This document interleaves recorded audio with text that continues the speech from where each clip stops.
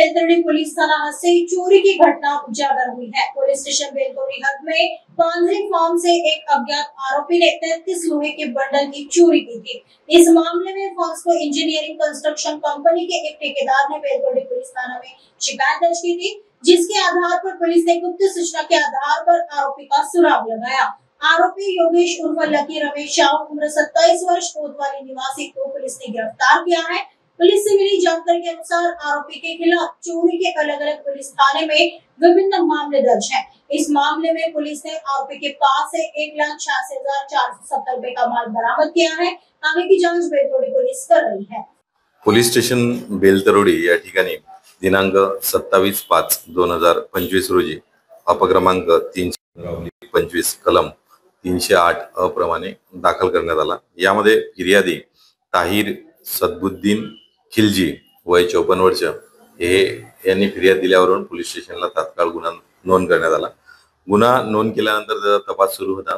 त्या दरम्यान आम्हाला गोपनीय माहिती मिळाली की जे केबलचे वायर आहेत ते चोरायचे आणि मोठ्या बिल्डिंगचे काम राहतात, त्यामध्ये केबलचे वायर चोरून ते दुय्यम भावात विक्री करणे किंवा त्याची वायरची छटाई करणे आणि त्यामधला तांबा काढून ते तांबा विकणे अशी गुन्ह्याची पद्धत आरोपीची होती। आणि तशी गोपनीय माहिती आम्हाला वडीपी टीमला मिळालेली होती। त्यावरून आम्ही आरोपी योगेश उर्फ लकी रमेश शाहू वय 27 वर्ष मांगपुरा कोतवाली पोलीस स्टेशन हद्दीमधील आरोपी याला आम्ही वर्धा रोड या ठिकाणी गोपनीय माहितीवरून पकडले।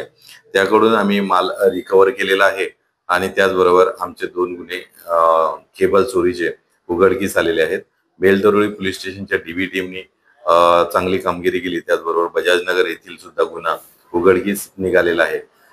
2 दिवसाच्या पूर्वी सदरचा आरोपी हा जेलमध्ये दाखलच होता अशी आम्हाला माहिती नंतर मिळाली। आम्हाला त्याला अटक केल्यानंतर तो धंतोली त्याचबरोबर अजनी आणि लकडगंज अशा वायरच्या गुन्ह्यामध्ये जेलमध्ये यापूर्वी गेलेला होता।